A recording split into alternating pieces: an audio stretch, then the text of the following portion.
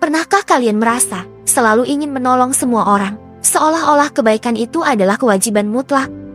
Tapi coba pikirkan baik-baik, apakah memang kita harus selalu baik ke semua orang? Baik itu harus pilih-pilih, karena tidak semua orang pantas untuk ditolong. Kalau ada yang datang minta bantuan, lihat dulu siapa orangnya, pikirkan bagaimana sikapnya, bagaimana karakternya.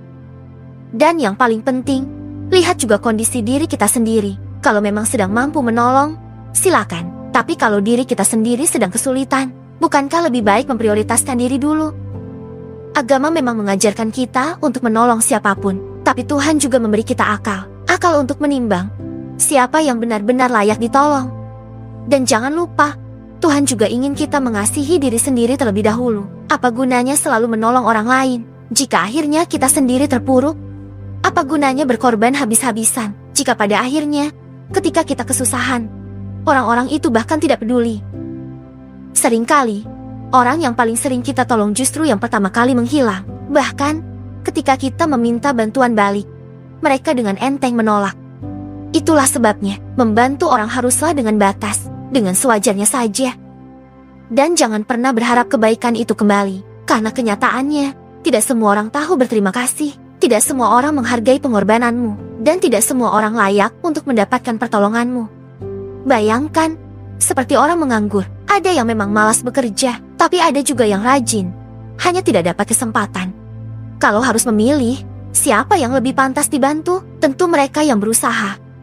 Begitu juga dalam hidup, kebaikan harus diberikan pada mereka yang memang benar-benar ingin berubah, bukan pada mereka yang hanya menjadikan belas kasihan sebagai gaya hidup.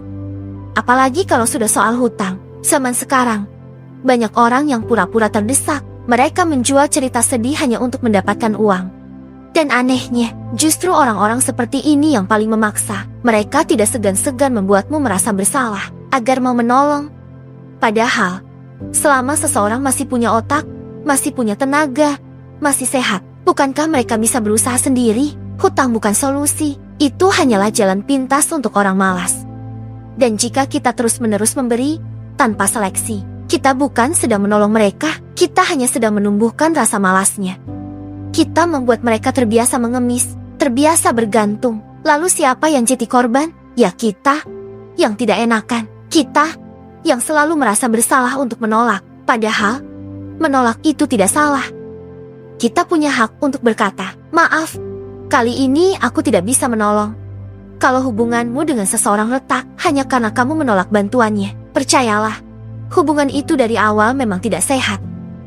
Ingatlah analogi sederhana ini. Ketika berada di pesawat, jika terjadi keadaan darurat, kita diminta memakai masker oksigen untuk diri sendiri lebih dulu, sebelum menolong orang lain. Kenapa? Karena kita tidak bisa menolong siapapun kalau diri kita sendiri tak selamat. Begitu juga dalam hidup, kita hanya bisa membahagiakan orang lain setelah kita sendiri bahagia. Kita hanya bisa memberi kalau kita sendiri sudah cukup. Jadi, jangan merasa bersalah untuk mendahulukan diri sendiri. Jangan selalu jadi pahlawan bagi orang lain, karena pada akhirnya, dunia akan memperlakukanmu sesuai dengan bagaimana kamu memperlakukan dirimu sendiri. Sayangi dirimu dulu, prioritaskan dirimu dulu, karena tidak semua orang pantas ditolong.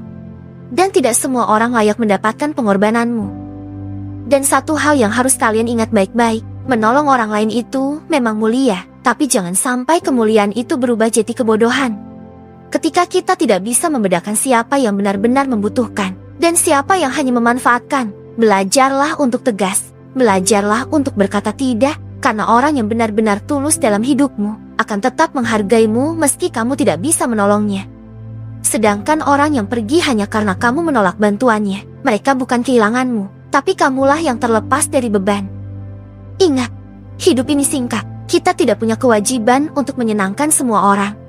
Yang terpenting adalah menjaga hati, menjaga kewarasan, dan tetap bertanggung jawab pada diri sendiri serta orang-orang terdekat yang benar-benar peduli.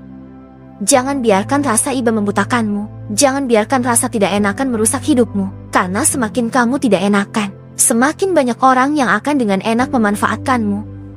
Hidup bukan tentang seberapa sering kamu jadi penolong, tapi tentang bagaimana kamu tetap bisa berdiri tegak, tetap kuat, dan tetap bahagia meskipun dunia kadang tidak adil. Mulai hari ini, Coba tanyakan pada dirimu sendiri, apakah aku menolong karena memang ikhlas, atau karena aku takut menolak? Kalau jawabannya karena takut menolak, maka kamu belum benar-benar menolong. Kamu hanya sedang membebani dirimu sendiri. Sayangi dirimu dulu, rawat dirimu dulu, isi hatimu dengan ketenangan dan kebahagiaan. Karena hanya orang yang penuh, yang bisa membagi kebahagiaan kepada orang lain. Dan ketika saatnya tiba, ketika kamu benar-benar ingin menolong, lakukanlah dengan hati yang tulus. Bukan karena paksaan, bukan karena gengsi, tapi karena kamu benar-benar ingin memberi. Itulah kebaikan yang sejati. Itulah kebaikan yang tidak akan pernah membuatmu menyesal.